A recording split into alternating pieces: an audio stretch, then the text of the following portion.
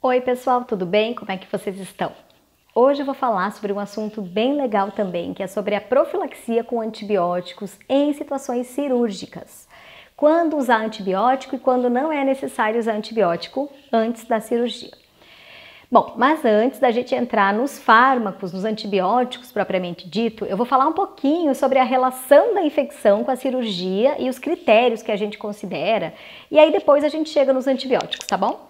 Então, para a gente iniciar, vamos pensar o motivo pelo qual é importante esse assunto na prática.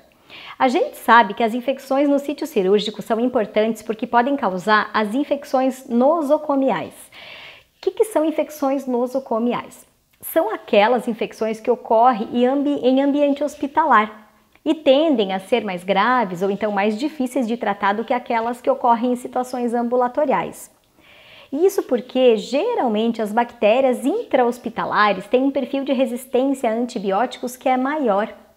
E, em geral, essas infecções vão aparecer ao redor da ferida operatória, mas podem também se estender a regiões e estruturas mais profundas. Então, qual é o critério para que a gente considere que a infecção está mesmo associada ao procedimento cirúrgico?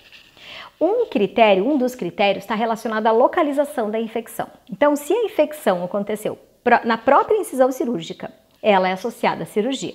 Ou próxima à incisão cirúrgica, ou então numa região profunda, mas que foi manipulada durante a cirurgia. Então, além desse critério, existe um outro critério que está relacionado ao tempo. Se a infecção aconteceu dentro de 30 dias após o procedimento, ela é associada à cirurgia. Ou dentro de 1 ano em cirurgias envolvendo colocação de próteses. A questão da suscetibilidade à infecção depende muito do estado geral de saúde do paciente no período próximo da cirurgia. E um outro fator que interfere a ocorrência da infecção é o uso da técnica cirúrgica adequada. E ainda pode-se evitar a infecção com o uso profilático de antibióticos. Mas nem todas as cirurgias necessitam do uso de antibióticos como profilático. Geralmente, as cirurgias que a gente chama de cirurgia limpa, que são aquelas realizadas em tecidos estéreis e que geram cicatrização de primeira intenção, geralmente não há necessidade de profilaxia com antibióticos. São aquelas cirurgias que não entram nos tratos digestório, respiratório e geniturinário. Mas, em casos de potenciais contaminações, como por exemplo, apendicectomia ou qualquer outra cirurgia que necessite a entrada em vísceras ocas, necessita sim de profilaxia com antibióticos. Em cirurgias que já existe a contaminação tecidual, como as apendicectomias supuradas ou quando tem perfuração em víscera, daí não tem necessidade de fazer profilaxia porque já se instala o próprio tratamento com antibiótico. Então não precisa fazer profilaxia, tá? Bem, pessoal, depois dessa introdução que é importante assim para a gente entender, se situar sobre o assunto, a gente vai entrar um pouquinho mais nos antibióticos, que é o nosso foco nesse momento. Então, sempre que se usa antibióticos como profilático para algum procedimento, eles devem ser iniciados pouco antes do procedimento. Ah, mas quanto é pouco antes? Geralmente é 1 hora antes, com o objetivo do quê? De reduzir o número e a viabilidade de bactérias que poderiam contaminar o campo cirúrgico. Tem algumas exceções aí, né? No caso da vancomicina ou das quinolonas, deve-se iniciar a infusão intravenosa 2 horas antes da cirurgia, porque daí dá tempo de minimizar efeitos adversos secundários à infusão rápida. A própria vancomicina, por exemplo, ela pode causar uma hipotensão mais severa quando for usada em infusão rápida ou em bolos. Então, por isso que o tempo de administração é 2 horas antes e não 1. Bom, para a gente pensar em escolha de antibióticos em profilaxia cirúrgica, que geralmente é por via endovenosa, né, em sala cirúrgica, em ambiente hospitalar, para a gente pensar em primeira escolha, segunda escolha, isso vai depender de 4 fatores. Então, a escolha do antibiótico para profilaxia cirúrgica deve levar em consideração 4 fatores. E agora eu vou falar de cada um deles. O primeiro fator é a toxicidade do fármaco. Ela deve ser reduzida. O percentual de eventos adversos necessita ser pequeno o bastante para que a profilaxia tenha adequada relação risco-benefício, que é aquela balança que eu sempre comento, para a gente pesar de um lado o benefício e do outro lado o risco.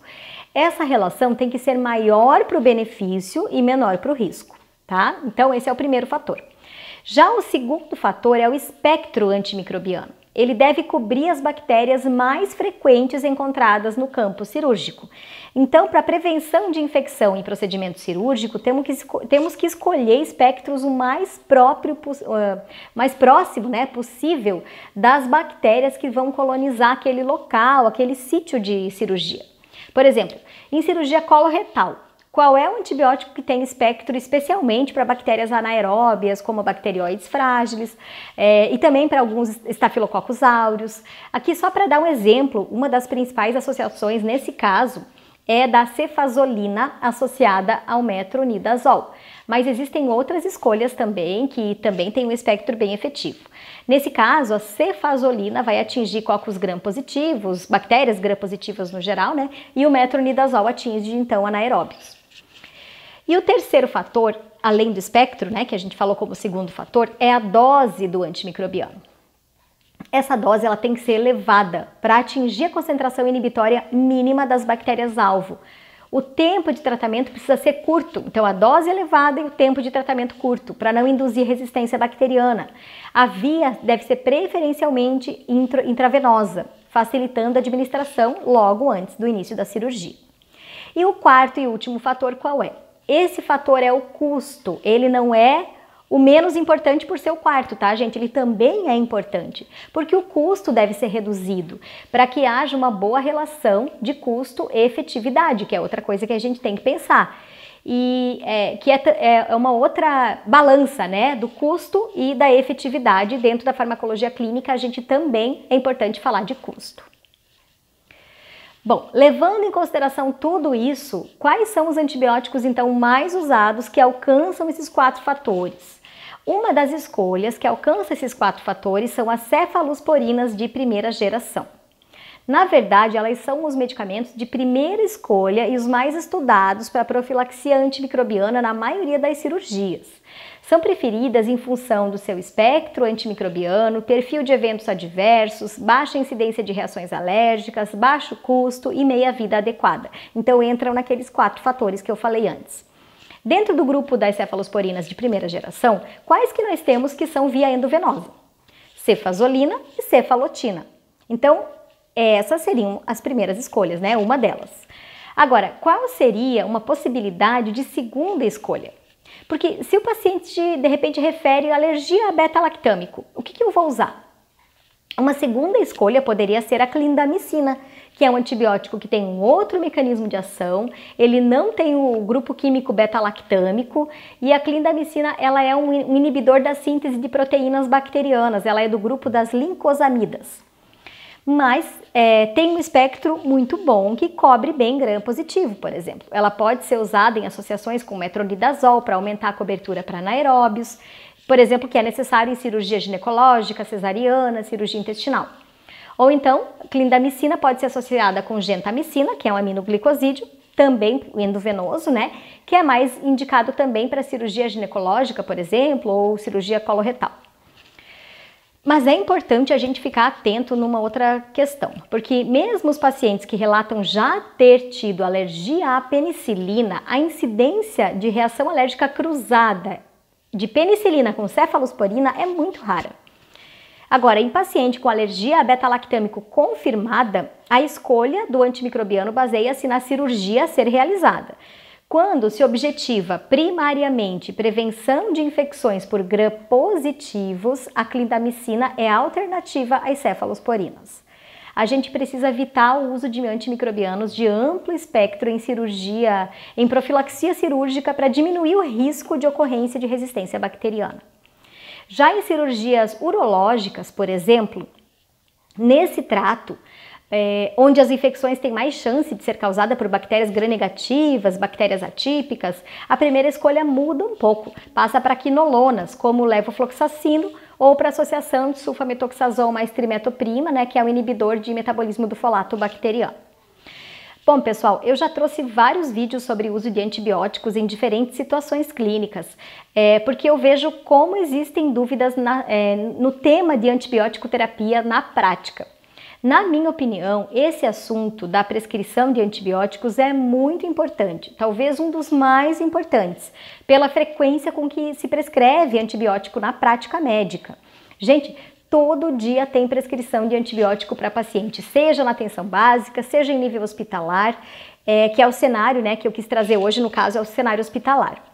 E o que a gente vê? Que, em geral, esse assunto não é tão valorizado como deveria ser nos cursos de medicina e a formação fica precária, fica deficiente. Ou a gente estuda de uma forma errada, a gente estuda decorando, e aí fica difícil para a gente lembrar de tudo na hora da prática.